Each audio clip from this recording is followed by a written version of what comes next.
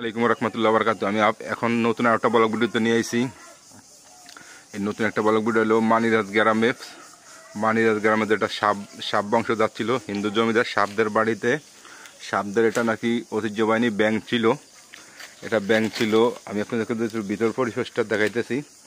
এটা এখানে ওনাদের অফিস ছিল। অফিসে ব্যাংকের ভিতরে আমি যেটা জানি যে এখানে ওনাদের ব্যাংক ছিল। ব্যাংকে বসে ওনারা যারা জমিদারিত্ব বহা লাগতো, ওনারা এখানে লেনদেন করতে এই জায়গাতে বৈশা এখানে এই যে আমি একটা রুম দেখাইতেছি আপনাদেরকে। এই যে উপরের অংশটা একটু দেখবেন আপনারা সুন্দর করে। এটি হলো একটা দরজা। এইদিকে আর একটা বিল্ডিং ছিল, ভাঙ্গা ফেলাইছে। জানেন এখন যত হিন্দু বাড়ি আছে জমিদারদের, এখন সব মুসলমানদের দখলে। আমি আপনাদেরকে দ্বিতীয় রুমের দিকে নিয়ে যাব। দ্বিতীয় রুমে নেওয়ার আগে এই দিক দিয়ে একটা জানালা দরজা আছে, আমি ওটা আপনাদেরকে দেখাইতেছি। এখন আমি দ্বিতীয় রুমের দিকে আপনাদেরকে প্রবেশ করাইতেছি। আমি নিজেও প্রবেশ করতেছি।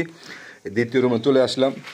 দ্বিতীয় রুমে আসলে দেখবেন যে এখানে একটা মোম রাখার একটা ইয়ে ছিল, হয়তো ওনারা মূর্তি পূজা করতে একটা মূর্তি খাড়ো করাই দিত। এই দিক দিয়ে একটা দরজা আছে সুন্দর। প্রাচীন আমলের এই বিল্ডিংটা করা হয়েছে আজ থেকে 500 বছর হইতে 600 বছর পুরানো। 600 বছর পুরানো বিল্ডিংটা, 500-600 বছর পুরানো বিল্ডিংটা দেখেন কত সুন্দর ডিজাইন। এদিকে ওনাদের তো অফিস রুম ছিল, মোম জ্বালাইতো। আবার এইদিকে দেখেন মাটিও কিছু খাদে ফেলাইছে, অর্থাৎ যারা থাকে এখন মুসলমান পাশে ওনাদের দরকারের জন্য নিচে। এই দেখেন পুরো বিল্ডিংটা আমি আপনাদেরকে যদি দেখাই, একটু সুন্দর বিল্ডিংটা, অনেক সুন্দর। আমি এই বিল্ডিংটাতে আছি এখন বর্তমানে। আমি এখন আপনাদেরকে বাইরের অংশটাতে নিয়ে যাবো। বিল্ডিংয়ে আর একটা রুম আছে বাইরে, ওটা পরিত্যক্ত আছে, ভাঙ্গা ফেলাইছে অর্ধেক আর অর্ধেক আছে। এটা হইলো হিন্দুদের জমিদার বাড়ির এই সামনের অংশটা।